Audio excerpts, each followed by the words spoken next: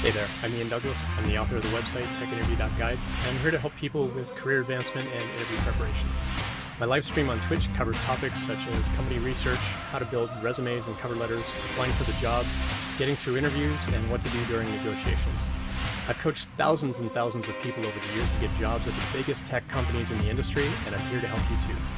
The following episode is taken from a longer live stream event and may contain interactions with other people in chat. Check out the end of the episode for more information. Let's get to it. Elwood J. Finley says, I have 3 semesters left. What's the most important thing I need to know about tech interviews right now? Good question. A lot of people are going to tell you to grind on LeetCode, and I say that's BS. You don't necessarily have to just grind on LeetCode. What really stands out is the skills that you bring to the company and how you talk about the value that you bring and the fact that you are coachable and teachable and likable and that you're going to get along great on the team. That's going to go just as far for you in the technical interview as being able to code. If you don't do well on a coding assignment, that's not the end of the world. And that coding assignment could be anywhere from demonstrate your programming skill, like sit through this 1 hour, technical challenge, or it might be like a take-home assignment where they're like, go build a little application that does such and such. But if you don't do well on that, if you are still likable and coachable and teachable and you bring lots of other value to the company, that can be just as good as being able to code. At the same time, you can be the best coder and the most brilliant person in the world, and if you're kind of an arrogant jerk about it, they're not going to want to hire you either. And so a lot of it comes down to attitude and how likable you are, and for an entry-level developer, it's really about your process.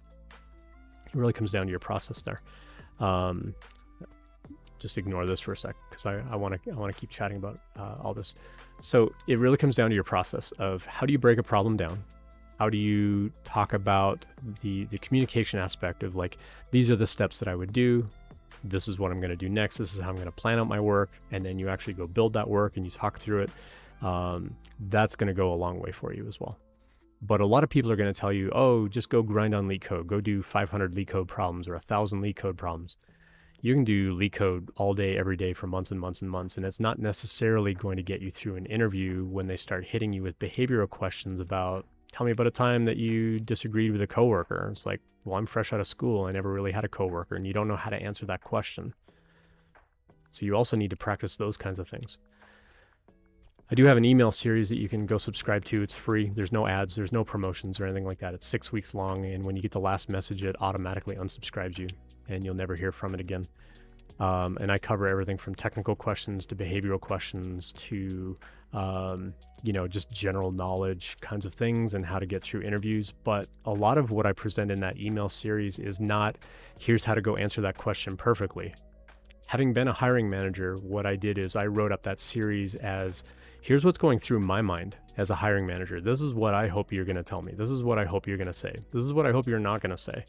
This is why this question is even important to my company in the first place. Because I hadn't found any resources out there about that, but there are a ton of resources on, here's a question about, tell me about yourself. Here's how to answer it perfectly.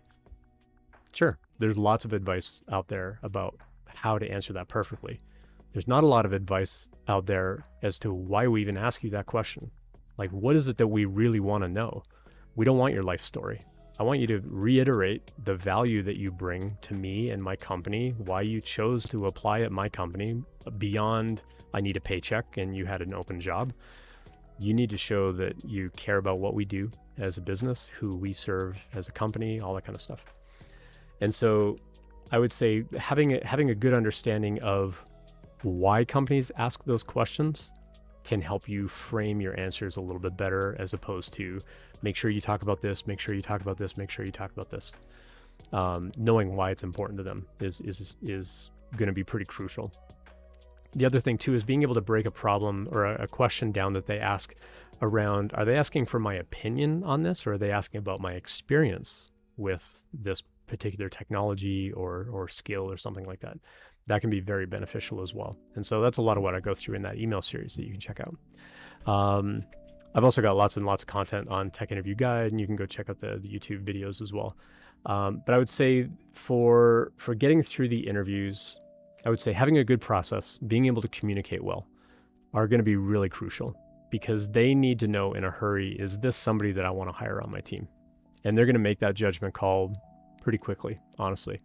And once they make that judgment call, it's going to be hard to change their mind. It won't be impossible to change their mind. If you come in and you're like super likable and you're cracking jokes and they really, really like you and you can't code worth beans, then no, of course, they're not going to hire you.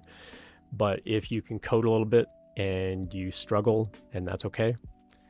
If you can say like, hey, you know what, I got a little bit hung up on this. Do you mind if I take some notes? Can you show me like what I should have done there, and show them that you can go learn from that? That shows a lot of growth mindset as well, that you don't panic and freeze up and go, oh, you know, I'm garbage, I suck at this, and I'm no good and I shouldn't be a programmer. If you can use it as a growing learning opportunity around like, hey, I was able to do a lot of that. I got a little bit hung up on this thing, you know, and ask them questions on how would you optimize that bit of code? Or, you know, it worked, but it ran kind of slow. Like, what would you do? Like, what would you do in the company here to speed that kind of thing up? And ask really good questions about that. Having good questions is also another important thing that I would always, always recommend. You go into that interview and you have good questions for them beyond what's your day-to-day like. You want to ask them specific things about their job, about their role, about how they fit in. You can ask about the company vision and the company culture and things like that. But you want to really stand out on that kind of stuff. And so asking really good questions is important. When I did my own job hunt back in December and January, I would often get to that point in the interview where they're going to ask, do you have any questions for me? I would ask them a question and they'd be like, oh, that's a good question. And it would literally stump them for like 10, 20 seconds while they thought of an answer for me. And again, that kind of stuff really makes you stand out. If you can do enough research on the company to know what's important to them, and you framed the questions for them around their company values and what they do as a company and how they do things as a company and what's important to them and how that person's role fits in and how long they've been there and why did they stay there and what do they like about the company, and, you know, how do you feel about this aspect of the company's vision, you're going to stump them. And that makes you memorable, and that makes them think like, this is pretty cool. Like, I think, you know, this person deserves a callback. That's what's going to really stand out. So being memorable is important, but you do have to have technical skill, and you have to be able to demonstrate that skill. And even if you don't do well, that's okay.